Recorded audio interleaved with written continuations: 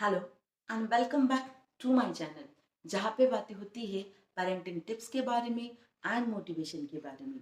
तो चलिए आज हम ऐसे ही महत्वपूर्ण विषय पर चर्चा करने जा रहे हैं जो हम सबके ज़िंदगी को बदल कर रख सकता है, और वो है how to balance our masculine and feminine energies. अभी बहुत सारे लोगों को तो यही पता नहीं होगा कि मैस्कुलाइन एंड फेमिनाइन एनर्जी हम सब की शरीर में एक साथ काम करते हैं। हम सबके शरीर में ये दोनों भी एनर्जीज है। अब आप सब लोगों ने भगवान शंकर जी की वो तस्वीर तो देखी ही होगी जिसमें उनको अर्धनरेश्वर दिखाया गया है। मीन्स उनके आधे साइड में माँ पार्वती और आधे साइड में उनके खुद का पिक्चर होता है।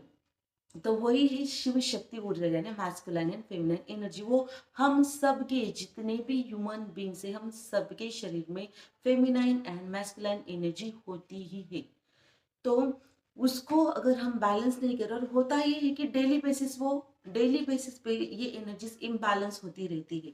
हमें उसे बैलेंस करना पड़ता है। अगर हम उन्हें बैलेंस नहीं करेंगे तो आप देखोगे, सपोज कोई लेडी है, वो अगर जॉब करने लगी, पहले वो हाउसवाइफ थी, अगर वो जॉब करने लगी है तो एक मेल के अंदर जो ट्रेड्स होते हैं, जैसे कि रिस्पॉन्सिबिलिटी लेना, एक्शन लेना, या फिर जोर से आवाज में बोलना, ये सब चीजें उसके अंदर धीरे धीरे आने लगती है।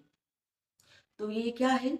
ये उसका प्रूफ है कि आपके अंदर मैस्कुलाइन एनर्जीज एक्टिवेट हो गई है। और अगर कोई मेल है और वो बहुत ज्यादा बचपन से ही बहुत ज्यादा लड़कियों से घिरा है, या फिर उनके घर में बहुत ज्यादा लड़कियां हैं, तो होता है कि उसके अंदर धीरे धीरे उनके फीचर्स आने लगते हैं। लड़कियों की तरह बोलना, जेस्चर देना, कभी डिसीजन नहीं ले पाना जिंदगी में, या फिर बहुत ही शाय रहना, बहुत कम बोलना, बहुत अंडर कॉन्फिडेंस रहना।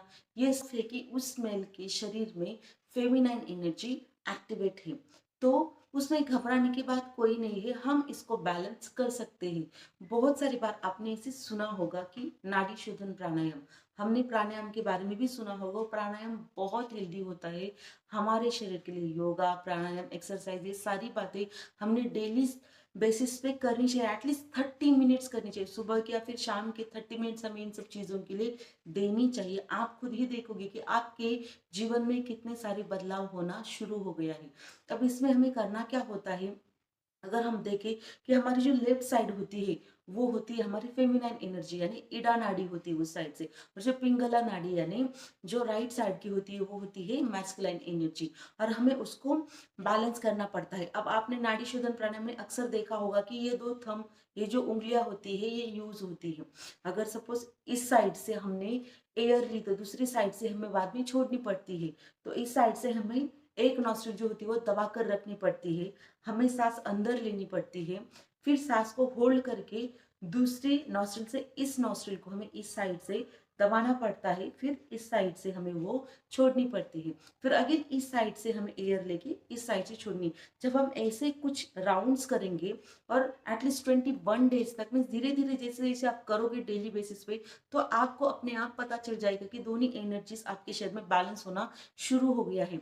लेकिन 21 डेज आप जब करोगे तो आपको पता चलेगा कि सीरियसली आपकी लाइफ की बहुत सारी प्रॉब्लम्स खत्म होनी हो गई है। चाहे आपके रिलेशनशिप इश्यूज हो, प्रॉब्लम जो हम अट्रैक्ट करते हैं हमारी जिंदगी में, वो बस हमारी एनर्जीज की वजह से होती है। अगर हमारी एनर्जीज बैलेंस रही तो हम कुछ भी अट्रैक्ट कर सके। कि हम कैसे पता करें कि हमारे शरीर में कौन सी एनर्जी ज्यादा एक्टिवेट है? तो अभी मैं आपको स्क्रीन पे एक चार्ट देने जा रही हूँ। उसमें मैस्कुलाइन एनर्जीज के और फेमिनाइन एनर्जीज के कुछ ट्रेट्स बताए गए, यानी फीचर्स।